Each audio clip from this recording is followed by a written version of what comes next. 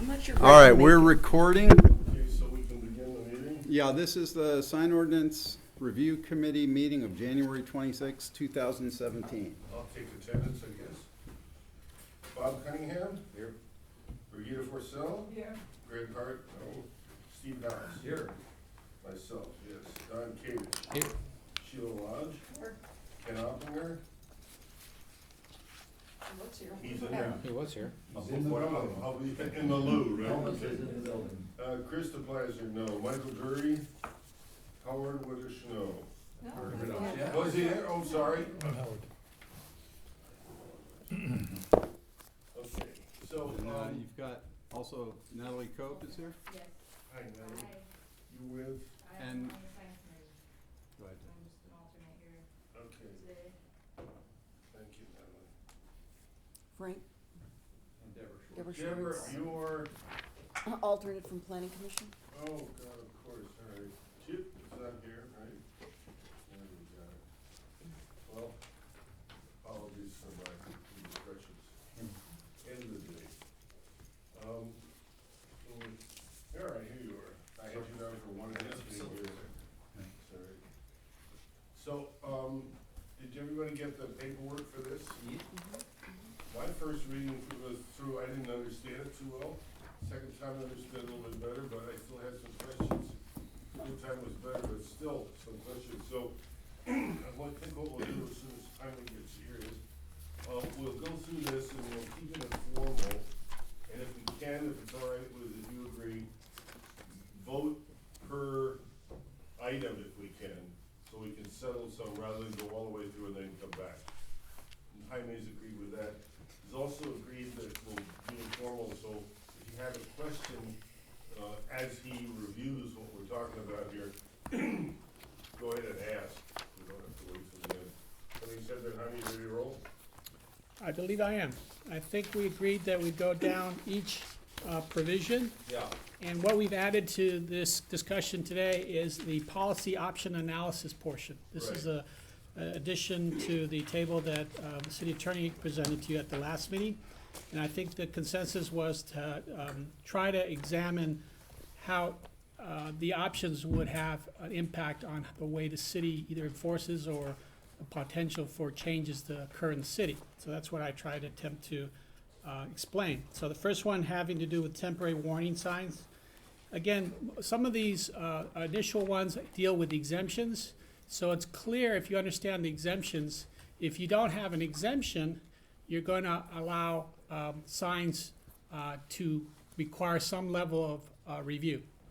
Currently, if you're an exemption, it's a sort of a carved out exception to allow the sign to go up under certain parameters. And those parameters are what's causing the problem.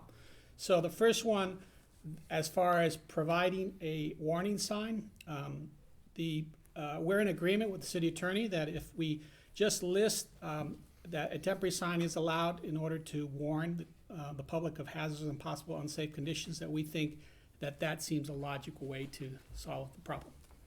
And that would allow us to continue with the signs we have now posted at construction sites? Right, as we discussed last time and the time before, safety is a compelling governmental interest, so it would pass the strict scrutiny test that applies to a content-based restriction. So this would say the signs have to be warning signs. That's a form of content, but that's justifiable because of the public safety interest. And could the company have its phone number on there so that if somebody needed to call them for emergency purposes, they could? Can't restrict the content. So that wouldn't be restricted. No, we are restricting the content on these. Yes, you could, there's a good connection between having a phone number and the emergency purpose of the sign, so yes, you could do that. Okay. All right, can we vote on this one? Are there other questions? Do you want phone numbers? You need to specify that as part of your motion if you want to do that. Well, let me see, first off, do we have other questions? Or anybody want to ask a question? That we typically have? Size limitations, area, what, Go ahead. size, area limitations on these? I forget without looking at the sign ordinance, if there are sign guide, or size guidelines What we will do, we're not there yet on size. Okay. What I talked to Councilmember Hotchkiss about us accomplishing is you get through these policy options, and I'm kind of yelling for the recording. You get through these policy options, and that'll give us enough to come back to you with a draft ordinance. That draft ordinance will have the existing numbers, and then we'll test those against what you want.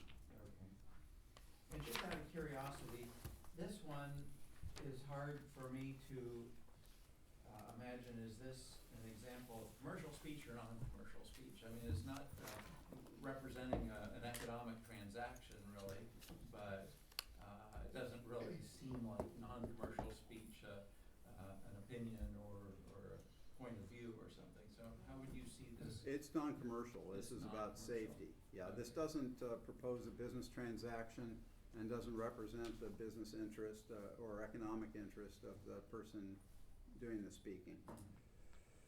Just, just one last thing, I did look this sign section, it does not have a size limit currently. Okay. So you may want to consider recommending something, but we haven't developed that size limit. Okay. We will have blanks in the ordinance for the size. Does anyone wanna make a motion regarding this? I'll make a motion to approve it as presented. With the addition of phone numbers? Which policy option? Well, I would say we shouldn't specify phone numbers because if we don't specify, then they They can can put be whatever in they there. want on there, Okay. and if they feel it's necessary, they'll put Okay. it on there. All right, But we have two options. Yeah, the other option is do nothing, just leave it and pose some risk to the city. I don't think you're choosing that option, correct? In this case, I think the option suggested under doesn't possible diminish the effect of the sign ordinance. I'm fine with that. So do we assume that the first one on these charts is always gonna be the preferred option? No, Okay. So that's under possible remedies, what you're doing, Steve, is that right? Under policy option, there's two entries Yes. there, so it would be the upper one, list Okay. of justification for public safety. All right, is there a second? I'll second. All right. Moved by House, second by Lodge. Any more discussion? All in favor? Aye. Any objections? That's unanimous. The next one on page 2 is specifically an exemption that allows, I'll read the exemption currently. One temporary construction sign, provided the sign, one, does not exceed 6 square feet and is in a two-family zone and not exceed 24 square feet in all other zones. Now, this is where the content comes into it. We said it used only to indicate the name of the construction project, the names and locations, city or government, state name, and the contracts are architects, engineers, landscape designers, project lease agent, financing company. And if it's displayed during construction only, and there was limits on the height of the ground sign, and that it meet all other restrictions of this chapter. And the additional policy option analysis is the developers, contracts, and other design professionals would not be able to place their name, identification, and association with the project if we were to forbid this type of sign at construction site. There would be likely opposition to remove this exemption because I believe the construction industry likes these signs. And however, there would be minimal community impact. That's one option. Would you like me to read the second?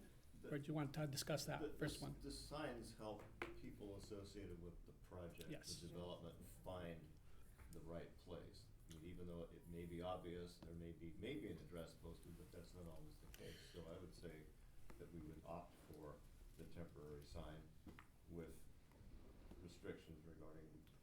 the caveat is that whoever controlled the site could use that sign for any purpose.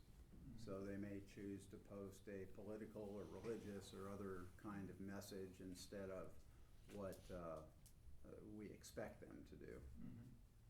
Mr. Chair? Yes. Well, I think, for me, that's kind of a non-issue, because I think that's what we have to expect as the outcome of this, that there could be non-commercial speech on any such sign because of the substitution clause. But, thinking about this, my realization is that just about always, construction signs are bigger than the 24 square feet allowed. And so in addition to that sign, or in addition to being higher than 6 feet above the sidewalk maximum, I think is the. Well, I would argue that they're not. I've seen so many. Well, that are then they're much bigger. illegal.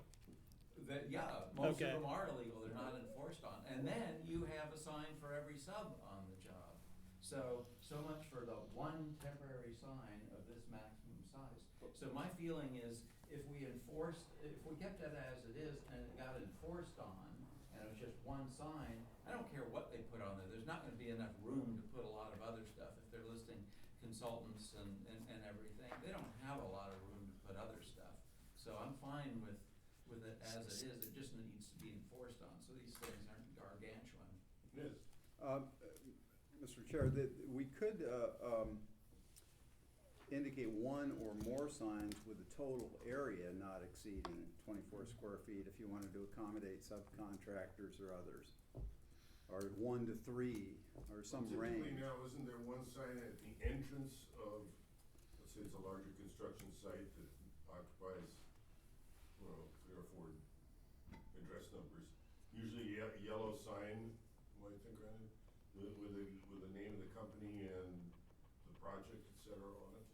Is that the You mean case the now? notice of I mean, default? Yeah, well, actually, for what I've seen, and the committee should weigh in on this, a lot of them have a graphic depiction of what's gonna be built. Right. The name of the firm, designers, so that they're a bit of free advertising.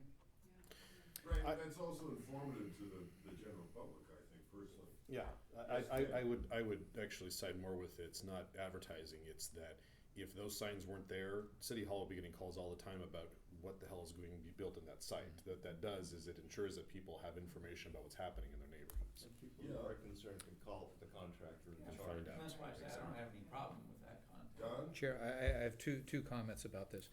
I think there is a public interest in providing, in this particular case, an emergency phone number. So if there's a water leak, if there's something pertaining to an undeveloped property or property that's in the middle of some type of development, who do you call in the middle of the night? And that also might help PD as well, who they reach out to. Number two, most construction sites have a security fence. Sometimes those security fences are 6 feet. So if we mandate no higher than 6 feet off the ground, if it's behind the security fence, no one's gonna see it. It's often mounted on the fence or on a construction trailer. Well, if we leave it a little bit open, then people are gonna obviously put it where it's gonna be best seen. I think that's in their interest. So do we have a consensus here? I'm not clear that we do on what we wanna do. Steve, do you wanna? Well, I'll make a motion. Before you do, Steve, I just want to point out one thing, that if you leave the content open, there is a likelihood that they would use it to advertise the sale of units at some point during construction. I've had a lot of requests from developers wanting to do that. So just FYI, it serves the initial purpose, but towards the end of the project, when they're starting to think about how to sell the units, you may see something that says, condos for $475,000. Of course, to go back to the comment earlier, if you're actually enforcing, what we're doing is we're trading one sign that says buy a condo with 85 signs that have all the subs on them, I think you're still probably ahead at that point, so. Yeah. Well, and are real estate signs separately handled by law? I think there's some, I was reading in this stuff. There is a separate state right to a real estate sign, and they're handled separately in the ordinance as well. Would This would that be considered real estate sign if you're just announcing sales of? Well, we're even on the real estate signs, we're not gonna get into content, so your first point's well taken, Jaime, Okay. that you would be accepting that the purpose of this sign might convert during the process. I haven't looked at whether we can forbid them from changing the language once posted. I kinda doubt it, but I could look at that if you wanted me to. Well, there is gonna be some resistance to doing that because it's another expense. So, the way things are, people generally don't wanna spend extra money if they don't have to, doesn't mean they won't. Currently, if they need another sign, they would have to come to the sign committee. They've exceeded their allocation, and there is a provision to come and get approval for additional signs. But these are exempt signs, they don't need to come. No, what I'm saying, it exempts one sign. And the inference is you've got more than one sign, you have to come and get approval. Question, can we require that there is certain information on this sign, and then beyond that, allow the poster to put whatever he or she wants? But that's content-based, isn't it, if I understand But correctly? if it's a construction sign, it seems like we could say, you gotta have emergency phone numbers, you have to have the name of the project or whatever, is that possible? If you're going to mandate speech, you'll need a compelling interest. So, the emergency phone number, I think you could do as a safety function. Who it is the phone number is associated with, I think you could do. Beyond that, it's hard to force somebody to say something they don't wanna say. Understood, but it would seem like if we at least had that, then That makes sense. agreed, they're gonna wanna put the sign up for the purpose that they usually do. So can we say to include in the emergency information, but not limited to? Contact information. Yeah, I'll triple check that, but I think you can. Okay, so again, do we have a motion here, or questions, any more So- questions? Deborah, do you have a question? No. The motion would be to allow them, but limit their time and manner, in place, with the policy option, analysis as suggested, and is suggested to require that they include emergency contact info. If that's a motion, I'll second it. Is that enough information? So what's the content thing? Well, How's we that can't help? really specify or regulate that, but there's a legitimate government interest for requiring the phone number and emergency contact, a compelling So interest. you can't say no to something, but you can say what should be there. As long as you have that, then you can say whatever else you want. Alright. Don, did you have a question? Yeah, I would just say, I wouldn't make it a contact number, I would make it an emergency number. Okay. Because contact number, Emergency that's when we contact go info. to rent this unit contact, Okay, if it's an emergency number. any other comments? Alright, all in favor? Aye. Aye. Opposed? Just one clarification, Please. there was a suggestion on limiting the height still to the 6 foot.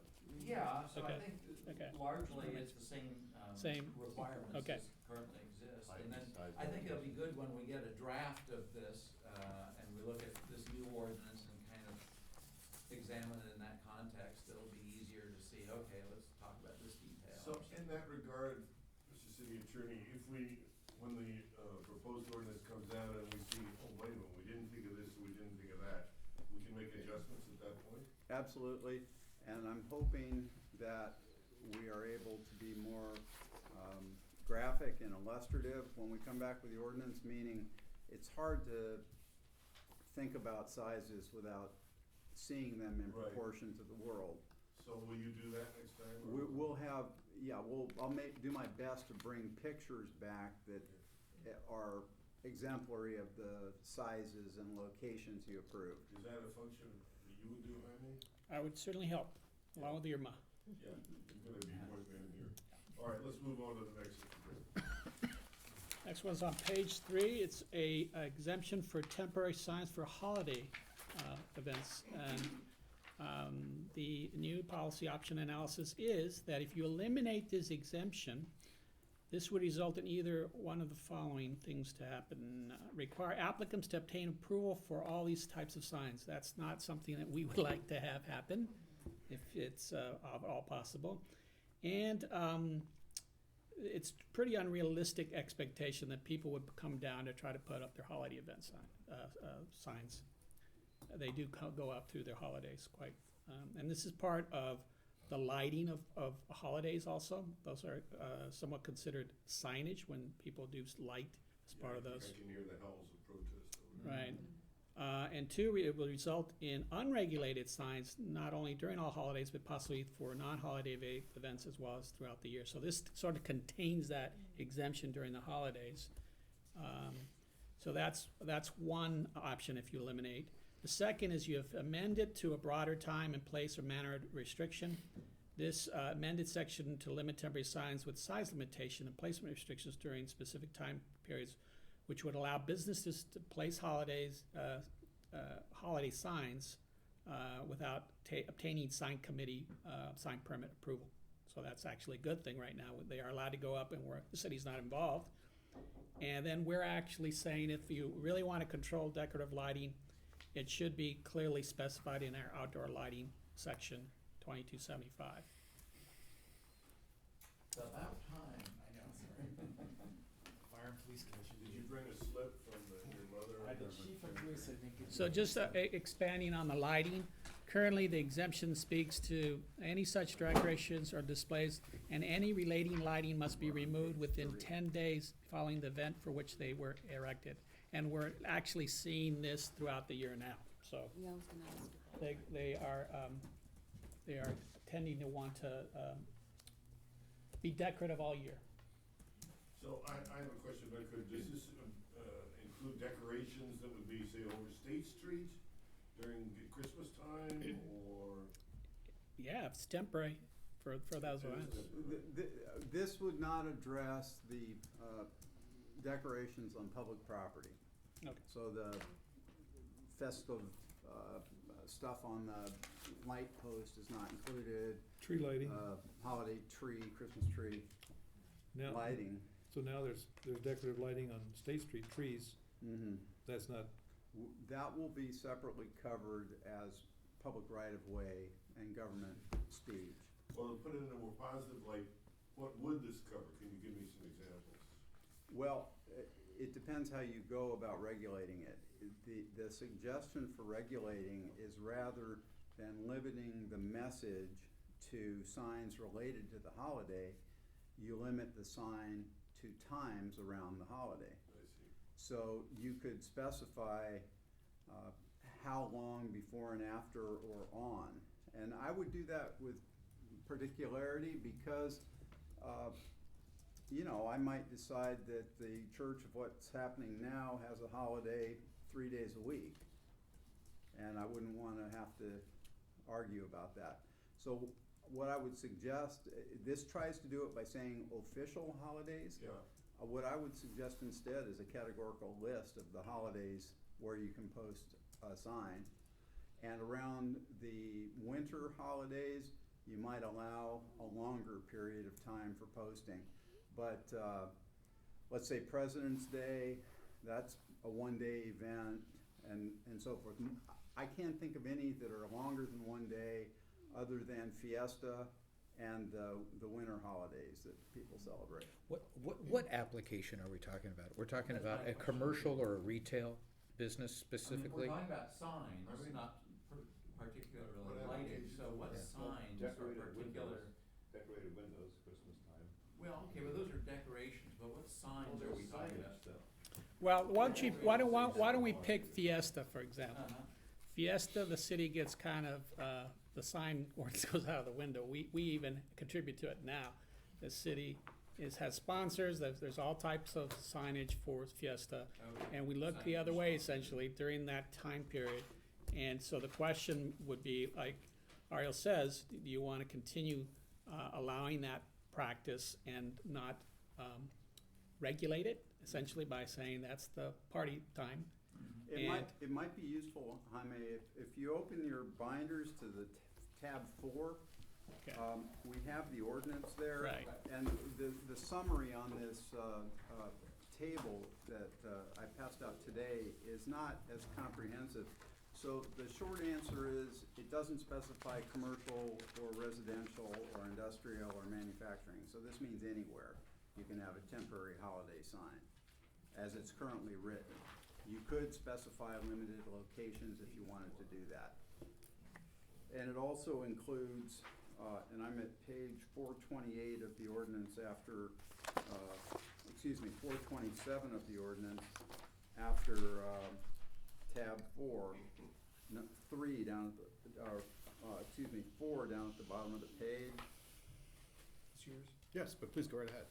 I was gonna open it up for both of us. You wanna read that? Is that any the- temporary sign relating to Fiesta, solstice, et cetera, is that what you're referring to? Absolutely.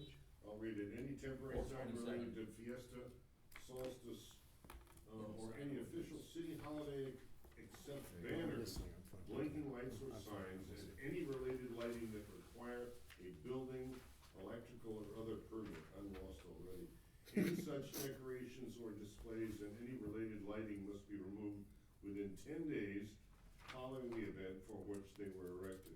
Okay? I'll There's lighting, there's decorations, there's beer signs. there's- Right, I'll clarify the exemption that if you have a sign that's temporary, they don't want you to put up banners. That's why they're saying except banners. Those are the ones that string across, even though we see them be put up. Blinking lights or signs and any related lighting that require building permit. In other words, if it's not one of these plug-in electrical lights, then it's more of a fixture, permanent installation, and that's what we were trying to avoid. If you need an electrical building permit to install it, then it's not these temporary in nature. So that's what that exemption is intended for. What is, if I may, what is wrong with the existing ordinance? Or, I mean, is the city in jeopardy with the existing ordinance? Because it doesn't appear to be content related. It Because I thought all these exemptions were the root of the Steve, problem. hold on a sec, let's get that one answered. The language of the ordinance is any sign relating to the holiday, and that implies a content limitation, that the sign somehow relates in content to the holiday. So what I'm suggesting is that you define it by the day or period of the holiday rather than the content of the sign. So let's take a residential area. What would this mean? It would mean if you allow, for example, a single 2x2 sign on a residential property, it would mean that on a holiday they could put up a second sign celebrating the holiday. Or anything else they wanted to say. Or anything else they wanted to, however they wanted to celebrate the holiday. Okay. All right. The problem with creating a time period is there's variation in events, and Yeah. so the idea that if you have a single day event, that could happen like solstice day, solstice parade, versus fiesta week. And then Christmas, obviously, the holidays, we've given people 10 days before and 10 days after. So how do you adjust that range? I tried to address that, if I may. I think it's easy to do. Yeah. Because we have maybe 15 holidays that are nationally recognized, plus Cesar Chavez. So what I'm suggesting is that the ordinance enumerate the days of the year when Okay. you can post an additional sign. And during the winter holidays, we can specify a time period by You extend calendar. it. Yeah, you can make it from Okay. Thanksgiving to So it'll be to adjusted. Epiphany or whatever. So, do we need to decide this evening that it's only one day on solstice, or can we say it's gonna be solstice, and if we decide to expand that to 2 days or whatever, we can do that? I think this is another example of when we see the draft ordinance, we'll be able to make That's this. what I'm asking. I think that you can specify times of year where any sign can be posted for a longer period. But I wouldn't distinguish a one-day event like solstice from another one-day event. I don't think city government's in the business of determining or telling people when it's an appropriate time to celebrate what they want to celebrate. Is it possible that the ordinance could simply be changed by saying any temporary sign, including those related to fiesta, solstice, so-and-so, and just leave it with the existing ordinance in that manner? Legally, yeah. I mean, without putting the city in jeopardy and without restricting First Amendment rights? No, the problem then becomes defining temporary. Yeah.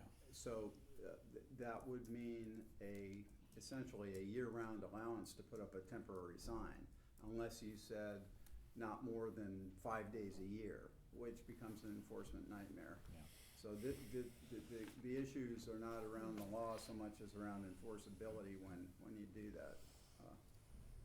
Yeah, I think when convenience, I don't think, I think the First Amendment trumps convenience. And while I understand and share your concern over enforcement, it doesn't trump people's First Amendment right. Can we pick another word for that than Trump? Sure. Thank you.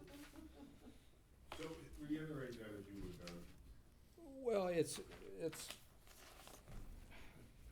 yeah, You're sorry, first off, saying people should be able to express themselves. I don't think the government should be in the business of telling the citizens when they can celebrate something. And only those things sanctioned by the city can be celebrated with temporary signs during a specific period of time. While I don't have really any issue with the leadership here making those determinations, I think we're talking about something that's going to endure the test of time. And I'm not trying to nitpick, but I think we need to be a little bit more general in regards to restricting what people can say. And while I think this election cycle is a good example where passions are very heated on both sides, and people should be free to exercise those opinions without fear of the government coming in and saying they can't. And I'm not saying this ordinance would restrict that, because that's political speech, I understand that. But same thing as it applies with celebrating what people might want to celebrate that might not necessarily be designated within the leadership of the city or within the city charter. Do you have any thoughts on that, Mr. City Attorney, what Don just said? It's a policy argument. I think to counter that, it would be, if you don't put some specific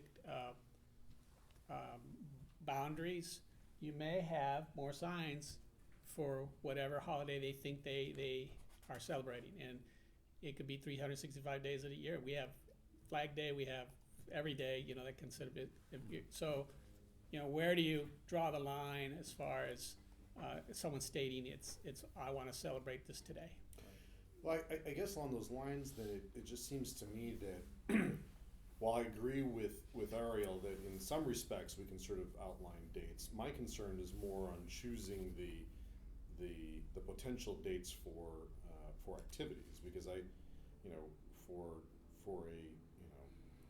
some maybe some standard Judeo-Christian religions we can come up with those, but I don't think we can just sit here and pick out dates for what other people might want to celebrate. And so as long as we're limiting it to, you can have a sign for a certain period of time, I'm okay with it. But if we're picking dates in which people can do this, I think that's where it crosses the line for me.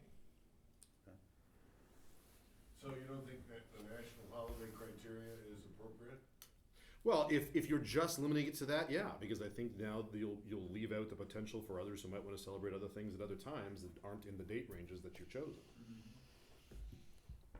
This is about commercial, No. is this everything? Everything, So signs on a home, for example. correct. Signs on a religious institution.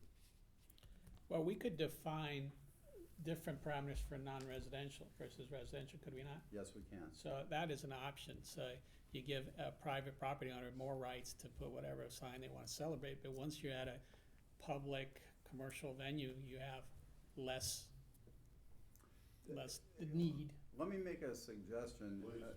At the first meeting, what I was hoping we'd get to, and what was too academic to get to, was the reasons you might want to regulate.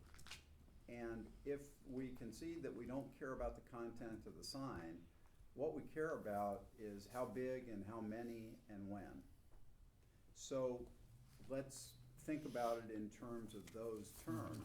So for a single family home, if we're going to allow, as an example, a 2 foot by 2 foot temporary, or 2 foot by 2 foot sign anytime, then you could simply say that give an allowance for a second temporary sign no more than 90 days a year, or something like that. So I think you should start by trying to identify why you care about whether they get these signs. Is it visual clutter in a residential neighborhood? Is it traffic safety? That I think that would help narrow your thinking. Is visual clutter is that something you can hang an ordinance on? Is that allowable? You can justify a time, place, manner regulation on visual clutter. You can't justify a content regulation on visual clutter. So how would you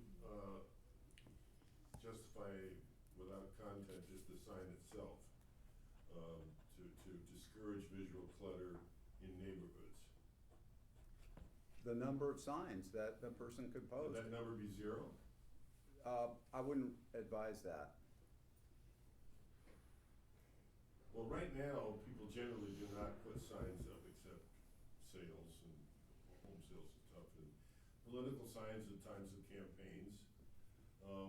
And we have restrictions on those now, of sort of duration and size and placement. But year-round political statements that Don has pointed out may be close to bubbling to the surface now because politics have become so volatile. I personally would not wanna encourage that, because I want neighbors to talk to each other and end up at war.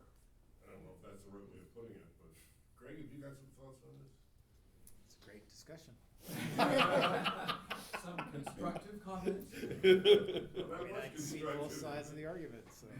You also would want to consider, say, a sign posted in a side yard setback above the fence right at a neighbor's window. I mean, those are the kinds of possibilities that you need to address by location. And so if you start with residential, where and how many on a typical single-family property? Can I go back to discussion we've had in the last two meetings where we were discussing real estate signs?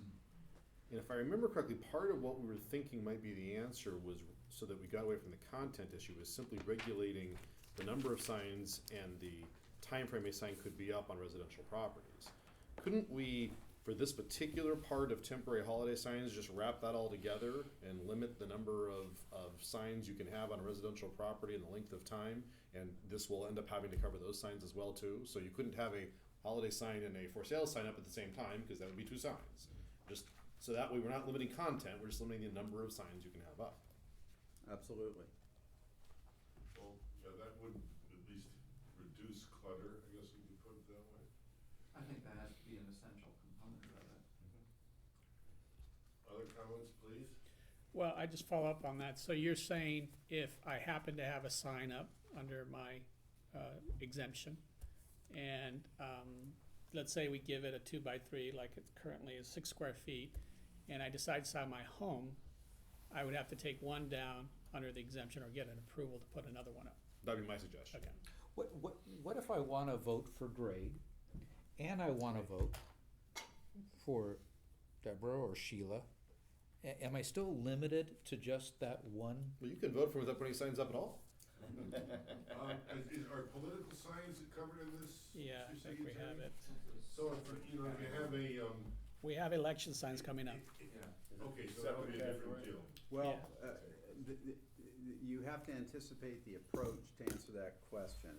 So if the approach is to allow more signs around election times, which is a good approach, or from a legal standpoint, then yes, it would affect election signs. So if you said that you could have 2 signs on your lot, no larger than 2x3, but in the 60 or 90 days preceding a state, national, or local election, you could have an additional sign no larger than X. That's the way to handle those kinds of things. So it could be in that instance that the person has 3 political signs in their yard. That's a choice they could make. They could have, 3 any kind of signs. Well, right now, they could have one for governor, one for senator, one for local election. Garage sale. One for county, right? I mean, we're up to 4 already, so I haven't seen that many, but I'm sure somebody's done it out there. How do we cover that one? Sorry to keep raising problems here. Well, Mr. Chair, I think we're kind of getting off of temporary holiday signs because election signs are a different category. I've kind of wondered, considering the problem in Reed was having these separate categories, that was partly of the root of the problem. Is there some way we can kind of condense some of these temporary signs so we have fewer categories and just a more general statement about temporary signs? And then also, it seems to me that the offensive stuff is the schlocky stuff that goes up around Fiesta on businesses, and that's commercial speech. And I have to ask myself, is there a huge problem with election signs or people putting have a Merry Christmas sign in their front yard? I don't think there's a big problem. So I'm feeling like we're spending too much time thinking about what people are putting in their front yards, when I think the concern is more schlocky stuff that goes up in the commercial neighborhoods. So maybe we don't need to worry about getting into such specifics about election signs and One fair approach is simply to limit the number of signs based on land use category, and placement of signs based on land use category. So you can envision another kind of table or matrix that said residential, 3 signs, size 6 square feet, placement no closer than 20 feet from the sidewalk or 20 feet from a property line. You know, you could make it very simple. Commercial, no sign closer than 20 feet to the street, some allowance for window signs, you know, that kind of thing. And you could keep it simple. I like that approach. And my feeling is, once again, I think if we saw this in a draft ordinance context, it'll be easier to kind of look at it and say, does this work, and fine tune it. So we've had some good conversation about it, but I think it would be, advance our cause to get to the next step of the draft ordinance and look at it in that context. So what would our motion be here? That's a good question. Well, I hear that maybe you wanna see that table that says, these are the allowed, suggested parameters that you could, by zone. Let's take an approach and see if it works, and if not, then. And then So come up we need with to other vote on ideas. this, or you wanna come back on that? Well, it sounds to me like we need to develop it for you as an Yeah. example. Well, I think the vote, the question is really a kind of a big one. And that is, are we going to shift away from a categorical approach on the signs and move towards a location-based size limitation? So, again, with the exception of, for example, those emergency notification signs at a construction site, all we would be regulating then is the size and number of signs based on land use category. You need Time, place, and residential or manner. commercial or? Right, and that would be helpful when you get to the El Pueblo Viejo part of this at the end of the meeting, because I think we could justify different time, place, and manner regulations in EPV than in the rest of the city. There is not a content-based relationship between owning property or controlling property in EPV and the content of the sign. Ariel, if I could just play devil's advocate here, is it defensible for the city to be able to justify one particular zoning that might have a higher a majority of minorities that might be more restrictive as far as the sign ordinance might be, thus restricting their free speech as a result? You are correct that if the city did that intentionally, that you would be vulnerable, the city would be vulnerable. You cannot discriminate intentionally on the basis of ethnicity, so you're right, but there is not a body of law that talks about a disparate impact with respect to signs. So clearly, intentional discrimination is illegal on the basis of race, ethnicity, and so forth. In some areas of the law, it's also unlawful to have what's called a disparate impact. And what that means is whether you intended it or not, the law has an unfair impact on some protected group. By way of analogy, that's what we're seeing in the Texas election cases, that they are going back and forth between trying to prove that the Voter identification, you're talking about, right? yeah, that they're going back and forth between trying to prove that the legislature intentionally discriminated, or did the action just have a disparate impact? And that's what the government has relied on so far, correct? Yeah, but they're offering a lot of evidence of intentional discrimination as well to bolster their case. So all I can say about signs is that you can't intentionally discriminate on the basis of a protected status. And those protected statuses or fundamental rights, so to speak, are ethnicity, race, gender is kind of an intermediate category, sexual orientation or sexual identification in California are protected. It's unclear nationally the extent to which those categories, but the way this would come up would be a sign regulation that the community demanded after being offended by a gay nightclub. And, you know, that's how it would come up. So there's little vulnerability if you're doing it in this context, kind of in a vacuum, where you don't have a crowd screaming at you to discriminate against a protected minority group. So you have pretty broad authority here right now. Don, does that satisfy you? It does me. Yeah, it does, and I really appreciate your clarity in describing it as such. Yeah, I guess I would just like to see staff come back with some matrix that would show those particular zoning areas and their recommendations at this point, what those restrictions would be. That sounds like a motion. That is my motion. Do we need that as a motion? Well, yeah, and what that's saying is that we can go through this list super quick, and you can give us any direction on size, but really the list is gonna become irrelevant. All we're gonna care about is the number and location in different zoning districts. So it makes the job a lot easier As long as we're not gonna limit by dates, that's fine with me.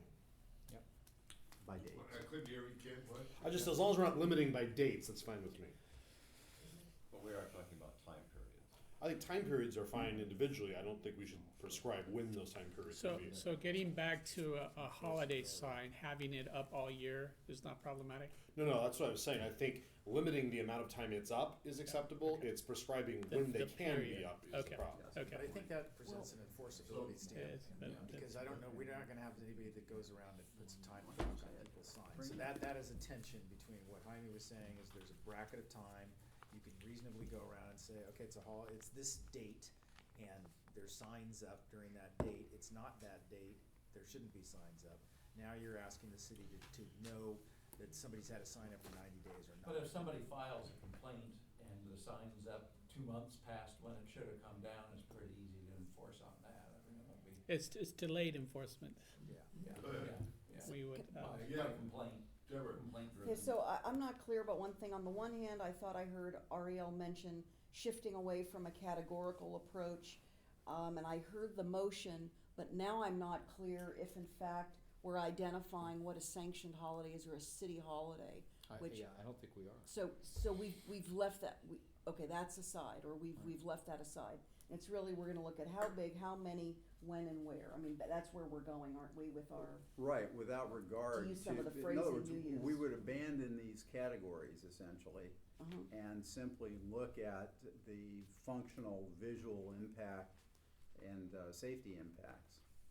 So All right, that's, so somebody could say Merry Christmas or whatever the 4th of July, right? yeah, whatever they wanted. And whatever they want. Now, Dan Gullett had some additional parameters that I thought were worth mentioning. Yeah, a couple considerations, considering focusing limitations on zoning. Is that residential is allowed in almost all zones. So we have single family houses and commercial zones. So I think the committee should consider allowing residential the same speech regardless of what zone it's in. Isn't that considered a mixed-use zone? And is there a category for that? Dan's suggesting that the actual use of the property Right. drive the Not the allowance zone that it's rather in. than the zoning. Right, so if you have a house in C2, Yeah, I was gonna bring that up, it's that's a good point. still residence. I see. Right? How would we incorporate that in the motion? Or do we need to? Just that easily, just that. Well, Yeah. you're gonna have a matrix, right? So you'll have commercial, residential, you'll have criteria, you'll have size, height, so forth, all the way through. If that becomes, if that's something that staff generates, that become part of the ordinance. Is that right, or? Yeah, I think the question was having it be based on use rather than on zone, because originally they were gonna do exactly that, but do it on zone, and they're just saying do it on use instead, so. Okay. I'm sorry, Okay. I just need clarity here, but if you're using the property in a different manner than which it is zoned, isn't that a violation? Well, Not necessarily. just quickly, the city has what's called pyramidal zoning. So essentially you can have residential uses in any zone. You can do, Okay. the theory is that a less intensive or less harmful use is allowed in an area that permits a harmful use. So you can put a house in an industrial district, but you can't put an industrial facility in a residential district. So you have residences in the C2, for instance. Yeah. Yeah. All right, so What- we need, Just one last thing, Oh. taking Yes. it further, if you have a mixed-use development and you base it on use, you could conceivably have the commercial have their exemptions based on the commercial use, and then the residential uses have more signs above, if they're above. So you'd have a combination of signage, now introducing possibly more signage on a building, but It could happen, but then once again, I think, I'm not sure it's gonna be a big problem. most people don't wanna put that I sign mean, up they there. would right now anyway, Okay. and then see if somebody makes them take it down or something, so, I mean, it's gonna happen anyway. But I just don't think it's gonna all of a sudden turn into a problem Okay. where none has really existed up to this date. Yeah, one other consideration on residential is, we have single-family residential and multifamily residential, so there's multiple family units, and allowing equality of speech between units or parcels would be very different. So that, I don't think you can resolve that tonight, but what I think that means is that the staff will have to come up with some categories that are more than just zoning districts. We're gonna have to look at, for example, do you want a window sign on the 6th floor office building? Probably not. So you probably get a recommendation not to allow window signs in certain areas because they can be inherently difficult. LA has been to war over the building side murals and art and advertising. And you can imagine that someone controlling a building could use the windows creatively to put all manner of material there. So if you go this route, we'll do our best to try and identify those situations. Jaime mentioned, say, ground floor retail with an office and residential above. How do you handle that? So it'll raise a different set of problems, but not content and not categorical, just kind of location, size, and number. all right, so do we still have a clear motion? Create a matrix. Yeah, create a by matrix. Either use or location, Yeah. and we'll come back I'll with, and the second that number. motion. All right, further discussion? Got a long way to go here. All in favor? Aye. Opposed? Passed unanimously. We've been here an hour, does anybody need to take a break? No, but Mr. Chairman, I have a question for Ariel. Based on the action we just took, would it be more expedient for you to just highlight the other policy things you need us to address, because a lot of this is now irrelevant? Yeah. There are two specific areas plus EPB, so there are three issues that I think you should try and address. Issue one is the election sign question. Issue two is the real estate sign question. Issue three is what you might do differently for EPB. Oh, well, that can be done in 4 minutes. That can be a problem. So that would begin on page 5. And 7 would be real estate, I believe. So let's do 5. Okay. So election sign, currently there's an exemption that says shall not be displayed for more than 90 days prior to election or more than 10 days after. So the options are, you could eliminate the exemption, and the impact analysis would be that option would result in either one of the following. Again, require applicants to obtain approval for all these types of signs, which is unrealistic expectation, and we do not want that at the planning. And second, result in excessive unregulated signs leading up to and following elections. So it's free for all, and I don't think that's a good option, but you can discuss it. No? No takers? Hold on, I wanna read your analysis. Okay. You eliminate it. Now, you eliminate it, you're basically saying, you don't have an option, you need to come down to the city, and most people would not wanna have to come down to the city, and they'd put them up anyways. right? And they're not gonna do it anyway. Well, they're not gonna come down and historically, they've been allowed to do it, so why would they force them down and try to come down to the city to So do let's it? move on to the next But one. how often have you ever had to enforce on people Yeah. leaving political signs up too long? I mean, don't they tend to wanna take them down? They too linger long? in the right of way typically when there's no Yeah. owners, but yeah, on property, they usually take them down. Yeah. So there's not an enforcement problem. I mean, it happens every election cycle. So just Is there let some- it is there go. anything- Well, what's going wrong now? Yeah. Well, you could have it up all year. Yeah, No, but I mean, no, would that would be a no somebody- on yeah, that. Is there a problem? That's the question. 2 years. This presidential election, Kemi, starts tomorrow. If that were And you can have 4 possible, years. we would actually see those, because enforcement takes way too long. Well, we'll talk about that at the end of the meeting. And are they currently allowed in, public right of way? No. Yeah, so. No, but they are they're- placed there. They're in violation regardless. So you, making it easier, just eliminating the discussion will allow, Okay, so what's the, okay. alternative? Alternative is to broaden the definition for election signs for those erected close to time of elections. And that would give the opportunity to define the parameters of certain types and location of signs again, and maintaining current time periods. This option will either limit the number of signs due to the location limits or result in a greater variety of signs prior to an election. And unfortunately, I think we have to go the second route. Well, and I what's think you're staff's right. preference? Probably broaden the definition, like you say, it's, you know, It's How not does that ideal. change what we do now?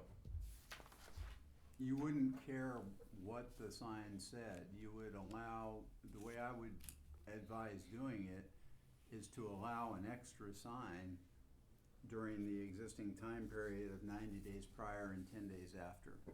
So think about enforcement. It's not unlike the tape measure analogy with the oversized vehicles. To enforce, all you need to be able to do is count how many signs, measure the size of them, and know the date. It's very objective and easy to enforce. So if you allowed 2 signs on a residential lot year-round, and you allowed a 3rd sign 90 days before any election and 10 days after, that's very easy to enforce. You drive by, there are 3 signs, and it's 90 days before an election. They're the right size, and they're far enough away from the street, you're happy. So I think that's practical for enforcement. While I was glib with it before, I think this goes to the argument you were making earlier about wanting to show support for more than one candidate, then we're essentially limiting everyone in town to only showing support for one candidate on their own property. Well, yes, or if you allow 3 signs, you know, They could- or 1 sign could cover 3 candidates.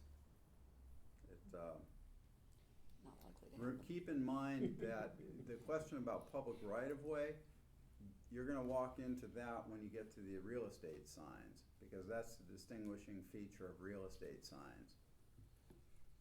And they're all in the desert at some sort of convention, so So Oh, currently it is a free-for-all, residents can put as many signs as they want, Election signs. election signs.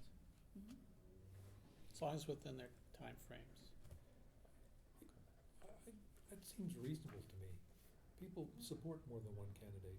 That's what people do. That's right. And it's visual clutter for a period of time. I mean, not It does terrible. seem accepted. It's a customary. I would tend to agree with that, and, you know, I think, this applies to everything we're discussing. I don't wanna make the sign ordinance any more cumbersome than it already is, and whenever we have an opportunity to simplify, I'm in favor of that.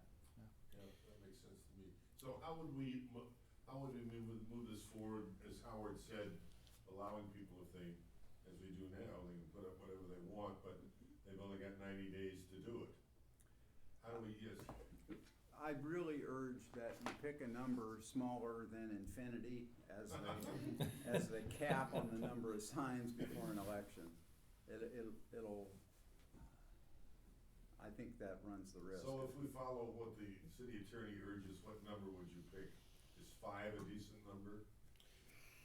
Can I ask a I mean, quick it's all question totally before we? arbitrary, but What is it, Ken? I was just saying, before we maybe specifically answer that question, could I ask, anymore, these campaign signs are all sort of a standard size. Could we just limit it to exactly that standard size, which by virtue of that will limit to some extent them, down to political signs? Yeah, he's right, they are pretty much the standard size.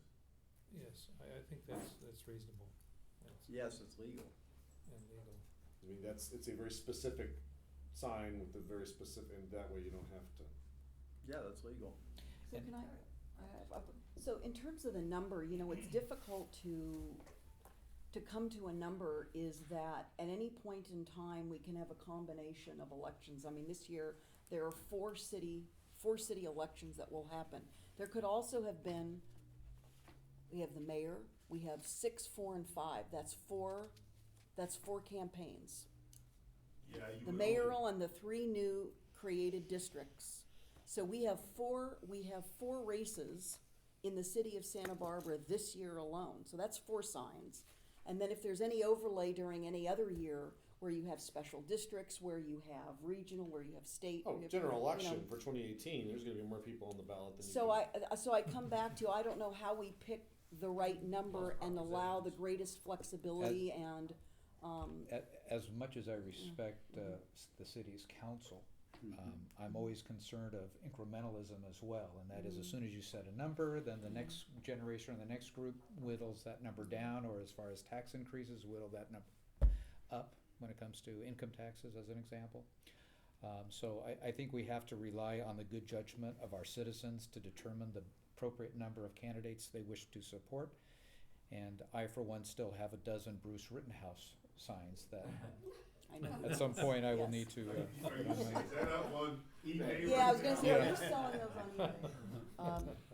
So how would we, Well, I don't consider- feel inclined to need to put a number I on don't the number either. of signs, I think. Yeah, so how do we get around this? Size, height. Ariel? Size of You- the- you- Because all of what they say is You correct. you don't get around it. You focus instead of number on size and location And and height. maybe duration. And maybe yeah, if that's you can fine. have an Alright. unlimited number, you make it between Labor Day and November 15th or something like that, or you pick a time period. But my only worry would be if we said there's something magic about those 100 days, and then, so what's different about the 100 days in June to July to August? And you couldn't limit it to a specific time like that, because you have June elections for. Yeah, it would have to. Right, counties. Right, so then the only constraint I would add, if you don't wanna limit the number, would be think about the time frame that you wanna allow them. But And size. I do believe that you need to be practical. People wanna do this, it's an American tradition, it's an American right, this is built into our fabric. And so less regulation is better from my standpoint as a Could we city say attorney. X number of days within the election itself? Then that leaves, could be election, could be any time of the year. That's what we currently do. Yeah. So can we incorporate that in whatever we need to do? Yeah, there? it's a 100-day period. It's 90 before and 10 after is the current rule. Right, but that's not specific to the calendar, because we have June elections. No, it's not, but again, if you're talking about an unlimited number of signs, that allows the potential for significant visual clutter during the year. Almost 2/3 of the year. Yeah, I don't think it'll be any worse than Well- it has been. I mean, people do this anyway, and it's not really And enforced on. do we specify a Santa Barbara election? Does it have to be an election people get to vote on here, or can it be the city of Compton? That's the kind of thing that we would have to narrow down, because people will find an election within 100 days of 365 days a year, Oh, I see what you're because the saying. comic book store needs that sign to stay in business, all right? So that's the way that this gets abused. This is not somebody abusing it for political purposes. The challenges have come around commercial interests who thrive with more signage. Big bad business. Not bad business, it's just, it's reality that if it's valuable to be able to advertise more broadly. the number of election signs limited now? No. No, It limits the size. no, not the number, Howard. But not the just number. Not the number. It does say an election sign, I mean, I don't know how it's been interpreted. So is It's that, never been restricted. do we endanger with the content there if we say an election sign? Yes, Say content. that's content-based. Yeah. All right, where do we go with this one here? Anybody have motion, thoughts, anybody? So not, we're not in violation at the moment. We are. We're Which, saying election oh, signs. which, Because we specify that it has to be an election sign, and we define election sign to mean a non-commercial sign pertaining to an election for public office or to a ballot measure to be placed before the voters in a federal, state, or local election. So the current definition of election sign would allow me to advertise for Ventura, Carpinteria, Santa Maria, wherever I wanted, any election for 100 days. It's not But limited. you couldn't even say election now, could you? Because that would be. No, that's what I'm saying. You could put a sign up of any content. So if you don't have a restriction on the number of signs, it creates a yeah. very big Oh, opportunity for alright. visual clutter. Okay. You could, I think you could specify, maybe elections that Santa Barbara voters can participate in, but is that content? I would be very leery of messing with political rights. I think that's core First Amendment stuff. So if a court can find a way to attack a regulation on an election sign, it will, interesting. and probably should, given the Constitution. So you're saying that therefore if we said it was an election in which Santa Barbara people can. Yeah, vote, I think that could be problematic. It could be problematic, which again tips you back into looking at numbers, and I know you don't wanna do Okay. that. So in essence, what, Sheila, oh, I'm sorry. I have a question. For me, election signs, except when they're illegally placed in the city right of way, have not been a problem.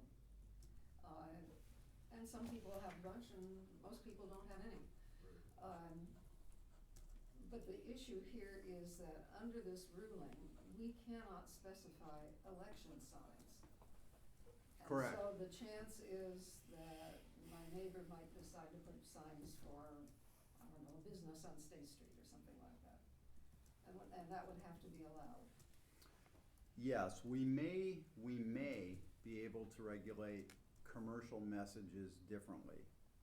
So you might be able to address the business, you might, but you certainly wouldn't be able to limit the kind of non-commercial expression with the sign that you want during an election period.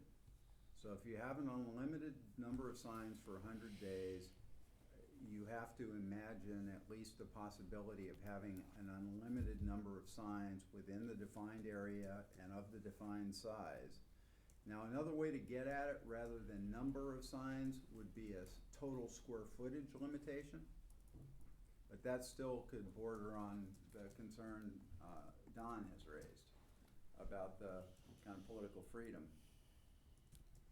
I'm still failing to see what the problem is, because if this can't apply to commercial signs, and I would think Central Hudson would support us in that, that I just don't see that there's gonna be a proliferation of more non-commercial, signs around elections, and I don't know if anybody, takes the opportunity to put up a political sign in their yard because there's an election in Fresno this month or something. I mean, I don't I just know don't that think there's it's been a problem. Yeah. Yeah, You'll see mixed messages. It will be vote for Joe supported by Koch Industries, or vote for Joe supported by the ACLU. So they will find a way to add another kind of message with the political sign if that opportunity is there. That's my belief. It may not be a bad thing. But we can't regulate content anyway. Hmm? We can't regulate content anyway. Yeah. Right.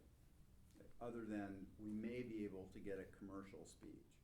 And what I'm suggesting is that commercial speech can be tricky our current definition talks about proposing a transaction or an economic interest. Does that mean the name of a business is prohibited? It certainly doesn't mean that an alligator on the side of a building can be prohibited. So it's thorny. So, one is what the Constitution allows in free speech, and the other one is visual clutter in neighborhoods. It's between those two. And what's on the books now is okay. We don't restrict the number of signs, political signs, election signs, and we don't restrict the content. Is that correct, or? I mean, We do restrict the content. The sign Yeah, it's the election. has to pertain to an election for public office or a ballot measure. and So local, that's in other words, content. the person displaying the sign, the entity displaying the sign must be participating in that election. No, No, not That's under not- our current No. definition. no, just the sign has to be about an election. It's got- About an election. Well, or a ballot measure, I mean, yeah, it could be an individual candidate or a ballot measure in a federal, state, or local election, Howard. I see. But Okay. excuse me, Ariel, we can't even, what you're saying is, there can be no even mention in our sign ordinance to an election sign, because there are no election signs, there are just signs, because election denotes content. Precisely. So, in essence, for us to not be in jeopardy, we have to eliminate the election exemption and then just deal with the total number of signs on residential properties. Yes and no. You eliminate the content exception in the form of election. You don't have to eliminate a time of year or time specification that would have an impact on traditional election periods. So the way many of the agencies that are dealing with this are doing it is to allow some number of additional signs during the traditional election period. So if Santa Barbara is November of odd numbered years, you could specify that, or you could specify November, 100 days, either way, of the first or second Tuesday in November, whatever it is, first Tuesday in November. This is a little Well, let me, odd question if I could. So I understand we cannot mention elections, but could we mention elections in terms of the timing? Not anything to do with the signage content, but say that the signs are limited to the 100 days you're talking about around an election? Absolutely. We could say that. Yeah. Doesn't that effectively It's the only thing you can. accomplish what we wanna do? Somebody help me. As long as we continue in California to have April, June, and November elections, which we have in California, there's a problem. And the next question becomes, I don't know when they vote in New Mexico and Texas. So you start having to try and narrow the kinds of elections that it can apply to, We're not allowed to do that. Oh, you could do that. right? So we could have a maximum number of signs per property, regulate the size, the locations, Timing. and then we can have an additional, regulation regarding an additional 1 or 2 or 3 election signs during the election period. But But we can't, designating them based on the time of the election, not on the content of them being election sign. Right. As Never. soon as you say time connected to the election, are you then really talking about content? No. Oh. No. No, you're not. As long as you allow any That's type the- of that's sign the- during that that's the time only frame. thing you can do. Deborah, you got some thoughts? Well, are we over laboring this? I mean, for those of us who have run for office, there's really a maximum advantage to having signs a certain number of days before and a certain number of days after, and it's just the way it goes in campaigning. It defeats the purpose to have signs out too far in advance, we all know this, and to have them sit around, they're an eyesore, and nobody really wants to have them sitting around much after an election. So we're working so hard at the number before and after and how to regulate that. Do we really need, is that really of any benefit? you know, the process and the market kind of takes care of itself for all intents and purposes, Yeah, I feel. But I do think that some people leave them up forever, you know. Well, I think some of that, yeah, some of that is laziness, but you know, I mean, they just don't go back around and pick up their signs. But in Santa Barbara, I don't think this is a tremendous problem. I haven't in the years I've been here. I think there's, you know, conscientiousness and then when signs are lifted up, there are calls that are made to say, hey, campaign, take your signs down. And I just don't think there's a big abuse, and the way campaigns need to efficiently run, there is no advantage in having the signs go up too soon. Certainly on the front end, go up too soon, let's put it that way, in terms of these 90 days versus some other number of days. To counter that a little bit, Yeah. let's say you're correct, but the next election, somebody's gonna think, oh, okay, I'm gonna put mine up 80 days before. And then it's gonna be somebody else 90 days before, and could become this competitive thing. That's all. Yeah, I don't know, we're just working, we're really laboring over. I don't know if we're getting any closer here, Ariel, we're going round and round. But can I offer something? The second component of this is to amend the definition of a election sign, either by eliminating it or amending it. And I'm offering, could you actually just change it and say a non-commercial sign and eliminate pertaining to an election and solve the issue? Where are you here? The definition, remedy? the possible remedy, Page 5. Where did you- page 5 is the second column. Other topic. Yes, Jaime, so long as you are not reading that section to mean any number of No, signs. I'm suggesting that by doing that, you're getting away from trying to focus on election signs. You're opening it up to a non-commercial sign, and a non-commercial sign is defined as, let me read it. Still, No, I understand, but that doesn't address Don's concern about limiting political speech around an election. So if it's one sign, that doesn't address the concern that the committee's raised. no, I think there would be an associated with that a limit, and I'm suggesting Well, that. that's what they're going around on. Well, Yes. but I think there's some fear that it's gonna open it up to whatever quantity, right? Isn't that No, what we're- that's what at least one of the committee members thinks we ought to do. Unlimited quantity. That's what I heard.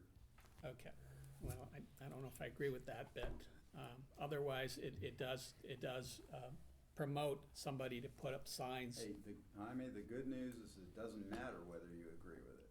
Yeah, yeah, I don't really. But, correct me if I'm wrong, there's not a limit currently on the number of yard political signs you can have, is there? I read it Size as wise. saying, The number. The square number. footage, is that the Yeah, limit, if Jaime? there's a size, so A it's size. just 6 square feet residential zone, that's why you see the little 2x3s or whatever. But not the number. No, Correct. Okay, so we're not making the situation worse for the city in not putting a specific number, but we're helping the city as far as making a specific time frame where those additional signs could be placed.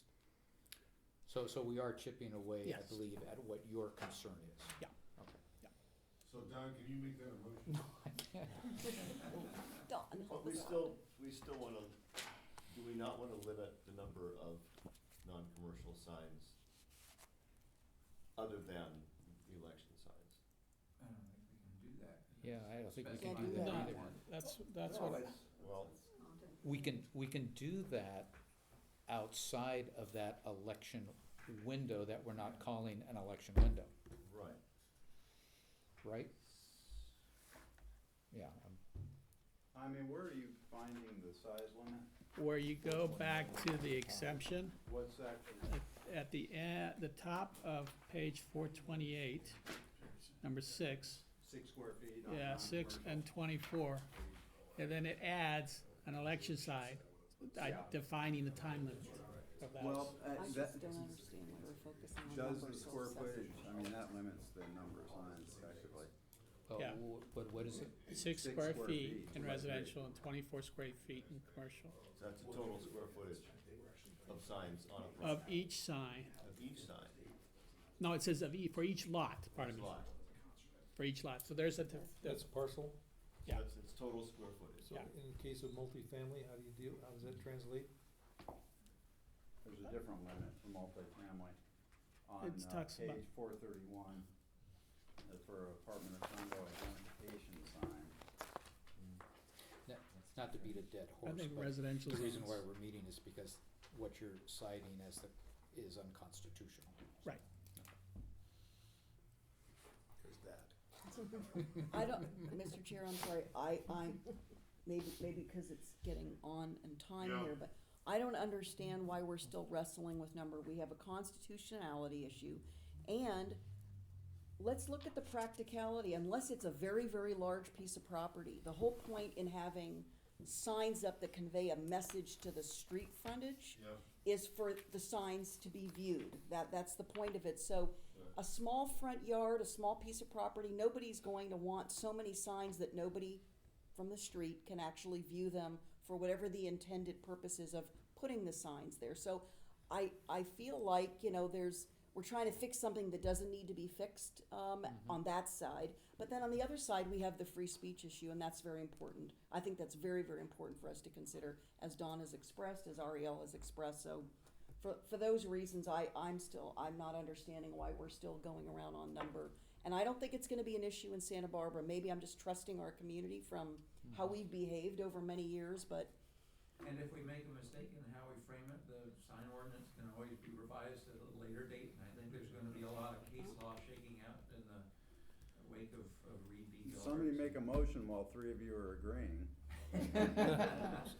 All right, so. Steve, Don, help us. Speak for me, Ariel, if I'm saying something that's incorrect.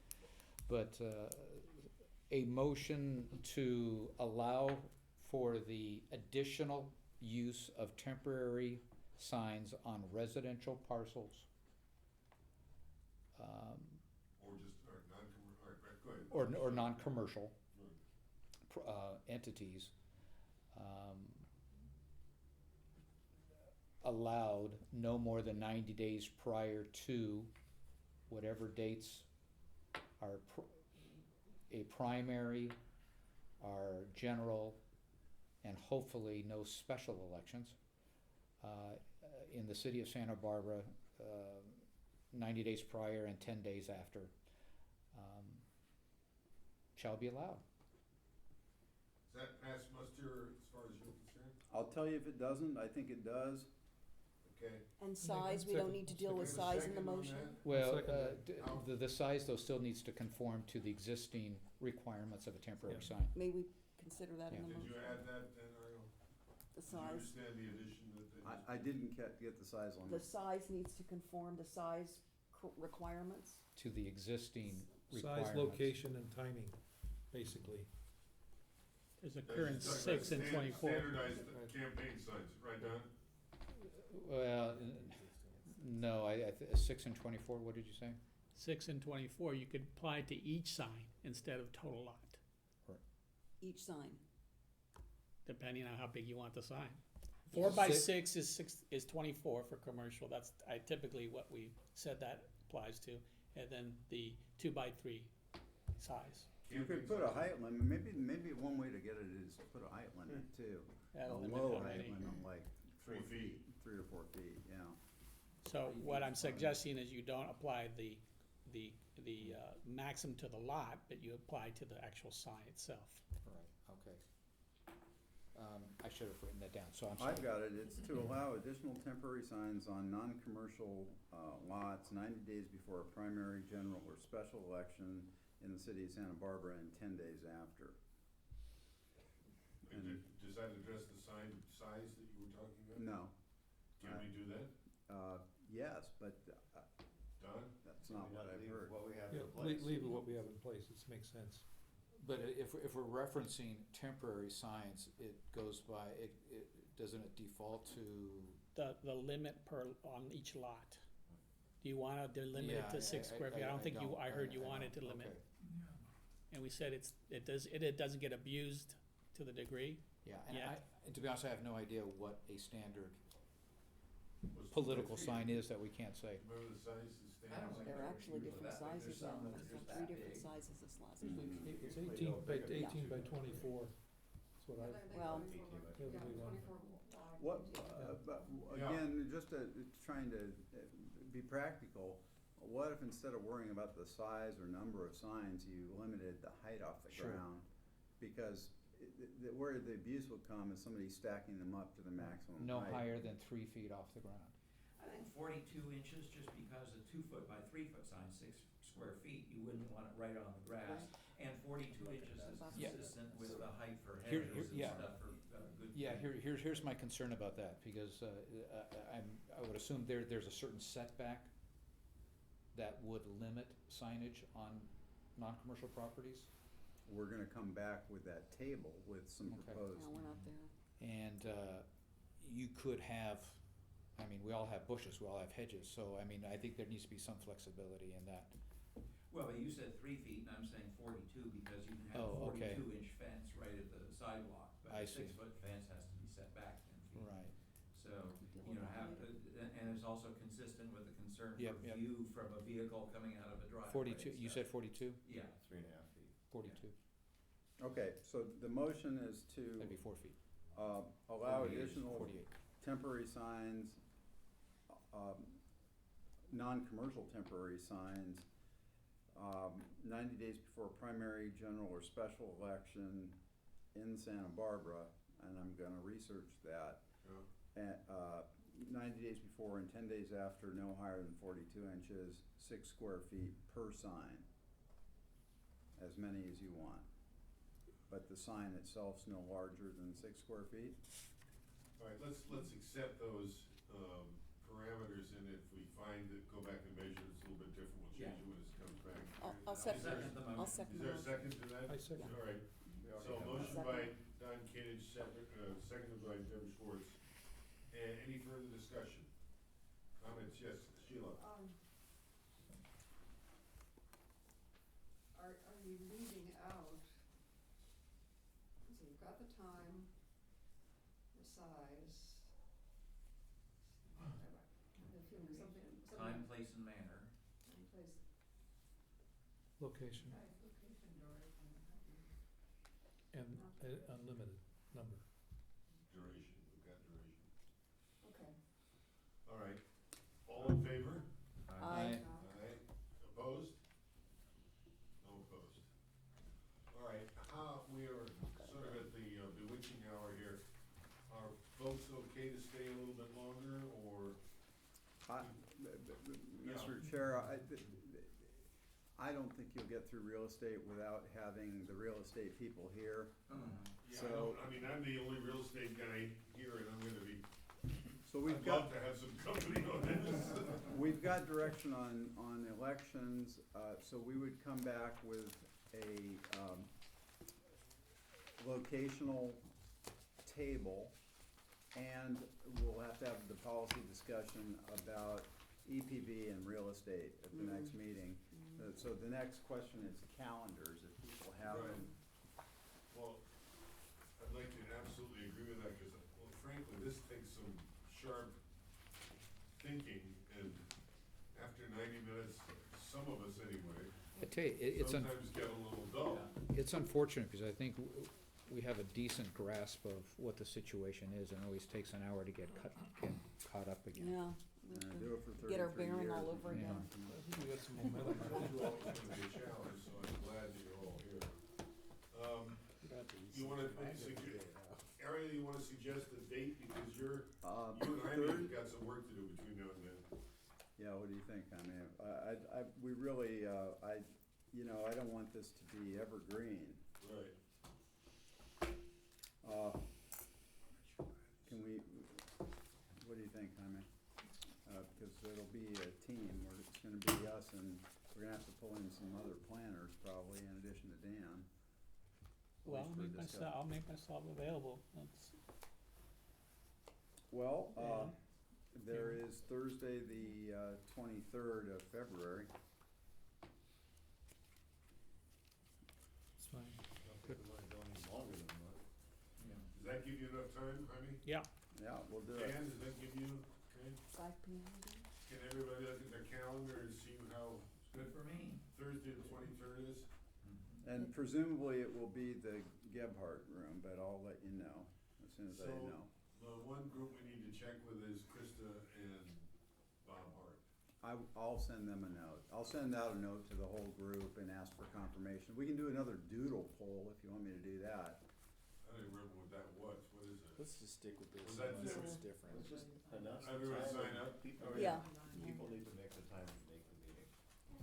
Okay, Should we do 5 Okay, to 7? Thursday the 23rd and hopefully the Gebhardt room. I'll tell you what, I'll spring personally for some snacks. Oh. That'll keep you in it. Make it 6 o'clock.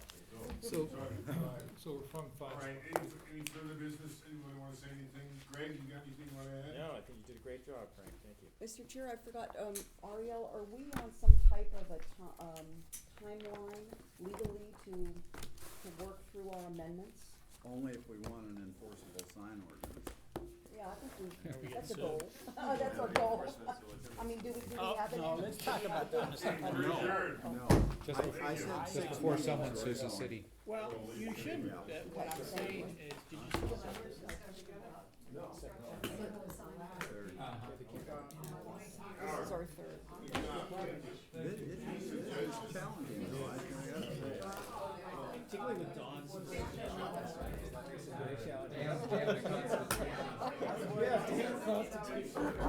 You know, We just had a pure oligarchy. We need some more courtrooms. Vladimir Putin was running the show.